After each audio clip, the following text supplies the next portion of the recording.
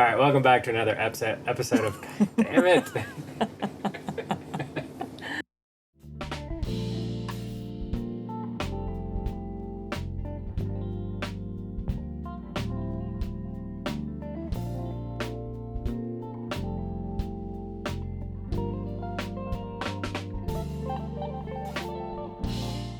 All right, so welcome back to another episode of Cocktail or Neat. My name's Tim. And I'm Heather. And like we said last week, tonight we're going to do Old Forester Birthday Bourbon. So we lucked out last year and we were able to snag a bottle. So this is actually the 2019, which is why it's kind of drank a little bit. We do enjoy it on birthdays. And when we first got it, we shared it with a couple people because that's what we do with all our bourbon is we share it with friends. Good bourbon is meant to be shared. Exactly. Right? So this will be fun because we haven't tried this since probably your birthday, maybe? I don't know. It's been a while. Yeah, it's been a solid 6 months plus, so I've completely forgot how it's tasted. I'm excited. I do remember, like, with the name Birthday, I remember tasting it and thinking, this does taste like a birthday cake. And it was so delicious to me. And I really, really enjoyed it. And it could have been because of whatever was on my palate from what I had eaten previously. And, like, that's the flavor notes that I was getting. So we'll see if it's still the same, if I still think that it's just a cupcake with, fluffy vanilla cake with some vanilla icing on top. That's just what I remember from last time. I say, so what it sounds like is it already tastes like a cocktail, so it might not need to go in a cocktail. Probably not, yeah. I'm already kind of leaning, neat. I'm a little biased from what I remember, so we'll see. Yep. And then for those of you that are not aware of what Old Forester Birthday Bourbon is, it is a 1 year release. On September 2nd is when they release it. And it is for Mr. Forester himself to celebrate his birthday. So if you live in the Louisville area and it's not a pandemic year like this year, they release it at the distillery. Otherwise, you have to get really, really lucky to get a bottle. One of the local liquor stores around us had a lottery. We went, we took some people, and out of all 5 or 6 of us, we only won 1 bottle. So it is very, very hard to get it. It tastes very good. Yeah. Normally how I've been like, on first, like, give me sip number 3, right? Yeah. This is really good right off the bat. But this could be, we talked previously in previous episodes about it being in that sweet spot, We're in the middle of the bottle. We've given it time to be open and breathe and all that. Because the other ones we've been opening, so we're having it, at the top, and it's really harsh. But yeah, I'd say we're past the sweet spot, and we're in the I'm starting to get worried spot, where it's going real low. It smells so good.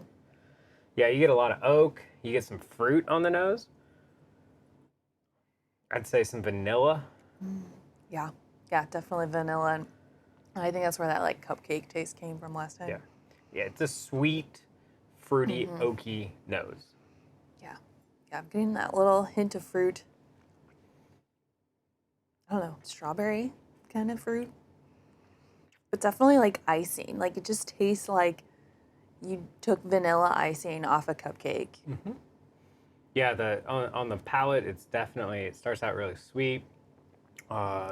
Strawberries, maybe some banana in there, vanilla, and then it goes straight into the finish, which you get that oak, spice, maybe a little bit of leather, all these wonderful things that just kind of go.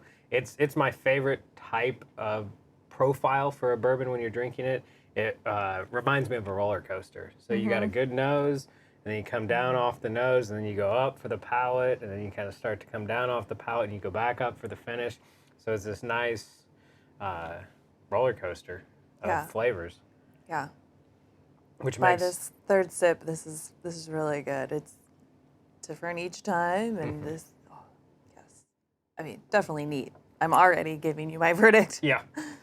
Like, it doesn't have the same flavors as I remember the first time. And I do think that had a lot to do with what I had eaten, whatever type of food, So this time I have a nice cleansed palate, and it's fresh. But, I mean, it still tastes delicious. Oh, yeah. And I'll say, We paid $120 for this bottle, which was MSRP. I would not, as good as it is, I might go to $150. I think this year's release, they were talking $150, $160 range. But you're going to see these things on the secondary for $400 to $500. It's not worth it. Don't buy into the hype there.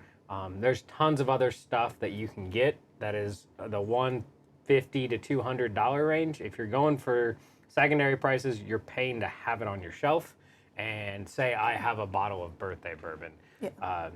As with every bourbon, and she can attest to it, if you're just patient, you can find it. But understand that, like, when I understood when I bought this is probably going to be the only bottle of Birthday Bourbon I get for like 3 or 4 years. But if I keep trying, I'll probably get another one down the road.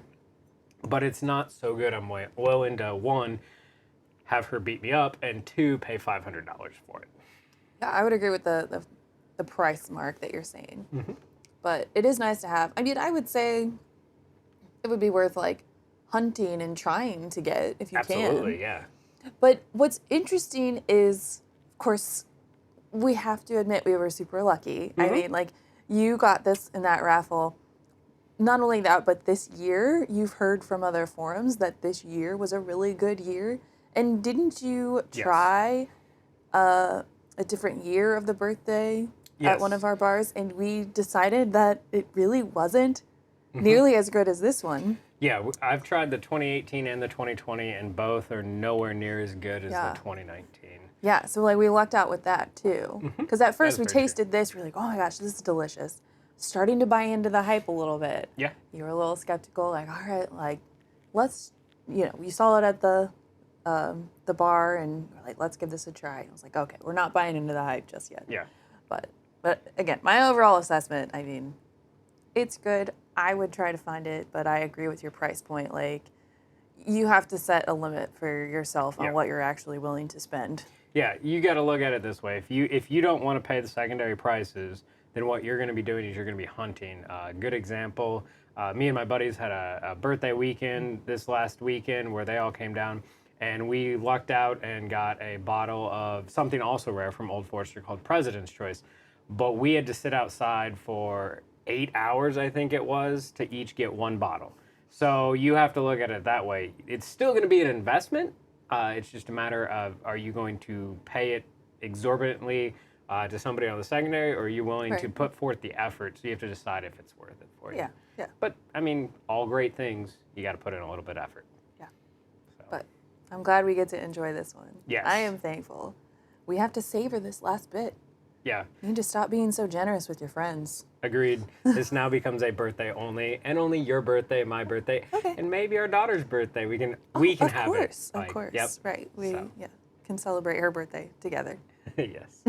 After she goes to bed. Exactly. We also have a couple other bottles up there that we have to drink on that night. I mean, it's fair. Like, we made it through another year with her. We get to celebrate. Exactly. So thanks again for tuning in to Cocktail or Neat. Hit us up in the comments. Please hit the subscribe, the thumbs up. But in the comments, let us know, what is a bottle we should try? What do you think Heather should decide? Should it be in a cocktail or should it be neat? Obviously, when you're drinking something this good, she's going to choose neat. So it shows you her palate's right on point. So thanks for tuning in, and we'll see you next time.